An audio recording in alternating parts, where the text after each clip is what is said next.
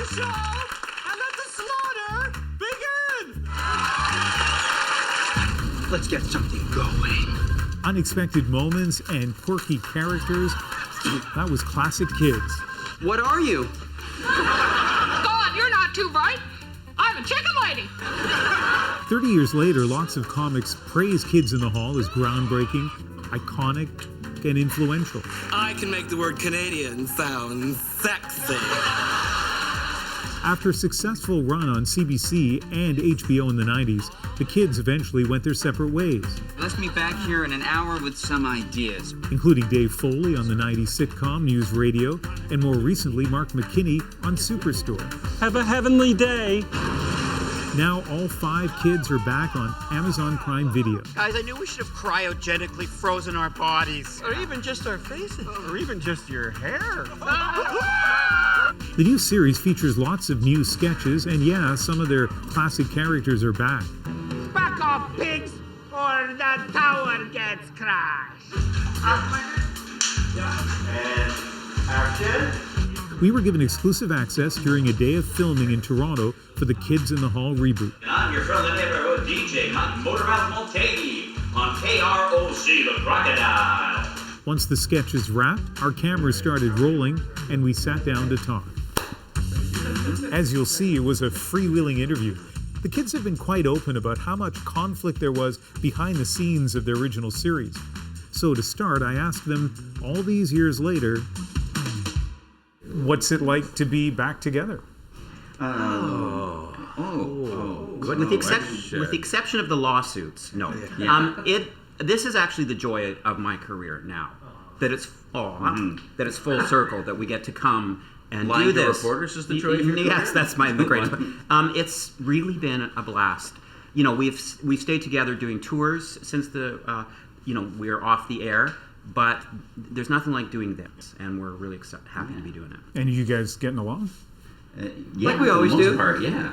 What's our agreed on response? Less fighting than usual. Yeah. Yeah. It's like the best it's ever been. Maybe, which is a bad sign. It's hard to fight and argue when you're older. But people mellow sometimes when they get older, or sometimes they become more ornery, an old-fashioned word that's only associated with older people. Which way are you guys going? I think nicer. Definitely nicer. Yeah. We're pleasantly ornery. I think that's it. Yeah. I'm not even ornery. I still think we're ornery between action and cut. Yes. Right? I know what he means. We still have the edge. Yeah, Scott took your word ornery and substituted vital. Yeah. And fiery. He and wanted to eye say of the that he tiger. was amazing. So there'll be an argument about that later. What else has changed over the years besides your demeanor And waist sizes. But do you feel that your sense of humor, or what makes you mad, or what you find funny, has changed? I feel like your answer would be an emphatic yes to that. That's a very good question. No one wants to know that I'm gay. And even less people want to know that I'm Canadian. Of course, a lot has changed since the 90s. There's virtually nothing from a Buddy Cole skit satirizing racial stereotypes that we felt we could play now. It reminds me of something that Yoko Ono once said to Malcolm X. When I look at that clip, which we laughed at the time, as you say, we played at the CBC, I'm thinking there's no way that could air right now, right? Has that been a bit of a challenge to try to figure out what you're even, quote unquote, allowed to do now? Well, no, because we keep being told what we're not allowed to do. Yeah. But I think I hope there's going to come a correction where we stop siloing all of humanity into very narrow categories and actually start to be able to interact with each other again and talk to each other and share points of view about a multitude of subjects. So how do you figure that out? How do you gauge what you like? I feel like when you guys were much younger, you just went with your instincts, and especially in Canada, maybe you had a little bit more latitude. Yeah, but then again, when we were censored in those days, it was usually coming from the political right, and the Christian right mostly would be the people that would be angry at us. Yeah. And and now it's just now most of the censorship is coming from the political left. And it's coming via social media, not necessarily network executives, but people. Oh no, that too. But they're all all the networks and everyone's terrified of Twitter. But Ian, also there is the extreme where there are things that you can't do and shouldn't do now. But I also do like that the center of society now, that compassion for things is a really important thing. And for me, in the little journey I've had in my life, I like that. I like to think about the effect that what you're saying or doing may have on people, because we never did before. And so I like that responsibility now. Well, now we're at the point where we've evolved into sort of where we judge our stuff a little bit more, while trying to maintain the kind of lack of self-consciousness that you need for creativity. But we definitely matured, and I completely agree with Bruce. You want to be a more compassionate. Yeah. And I have an 18-year-old daughter who tells me daily what we can't do.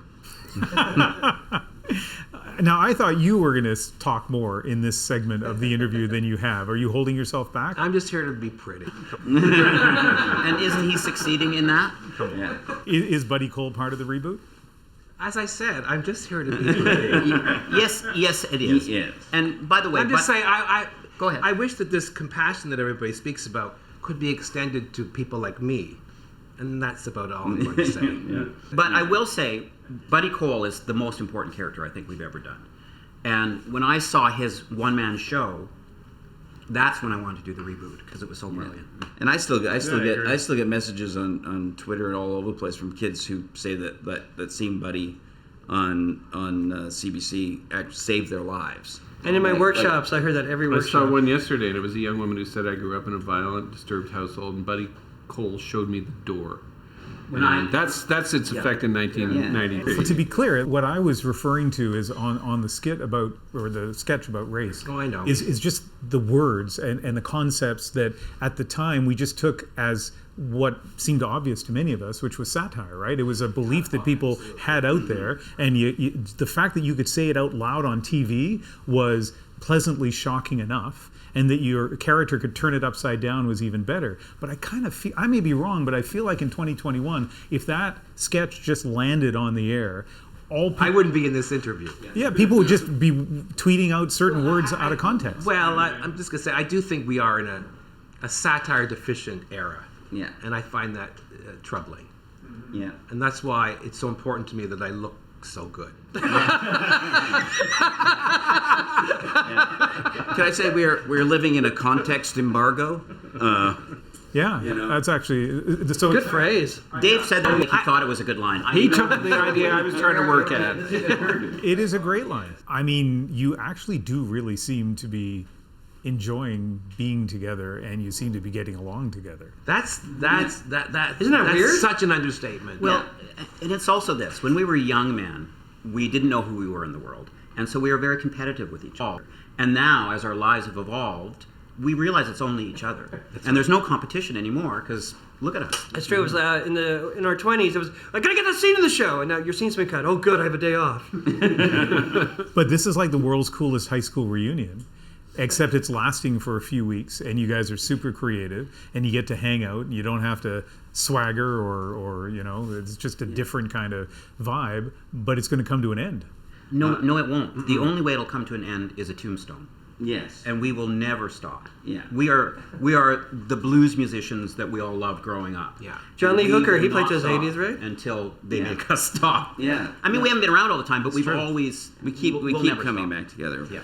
at least every few years.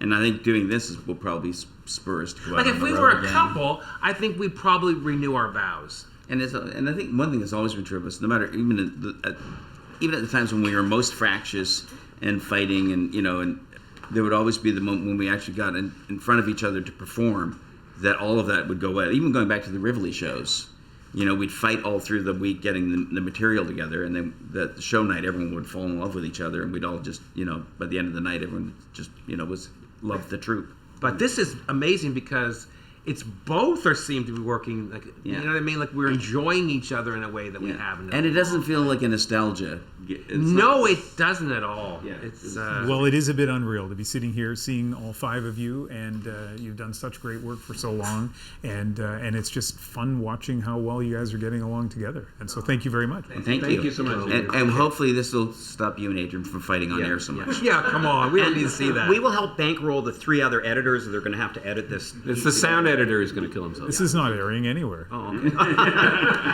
Thank you so much. Yeah.